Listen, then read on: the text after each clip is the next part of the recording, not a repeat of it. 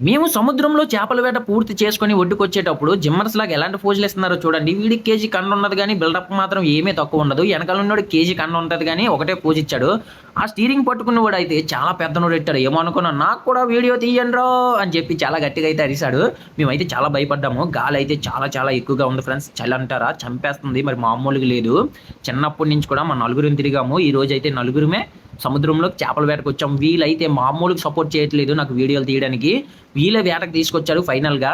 అంటే నేను కూడా రాకూడదు అనుకున్నాను గాలిని చూసి భయపడి. కానీ వీళ్ళే ఏదో బాధపడి తీసుకొచ్చేసారు. ఫ్రెండ్స్ వీడి పేరైతే పండు. మన అన్నయ్య అవుతాడు. వాడి పేరు వీర్రాజు. వాడి పేరు రమేషు. నలుగురము చాలా చిన్నప్పటి నుంచి కూడా తిరుగుతున్నాం. ఫైనల్‌గా మాకు ఈరోజు ఒక కొమ్ముకొనం లాగింది. ఇంకా సోరలు కూడా లాగాయి. దాదాపు 7, 8 వేల దాకా అయితే చేపలు వస్తాయి. మనిషికి ఒక 2 వేల దాకా రావచ్చు దగ్గరలోపు. ఇంకా మరి ఒడ్డుకి చేరాక ఎలాగుంటాయో రేట్లు చూసుకోవాలి. రేట్లు ఉంటాయి. ఎందుకంటే ఇది అన్ సీజన్ కాబట్టి మన ఛానల్ అయితే సబ్స్క్రైబ్ చేయండి.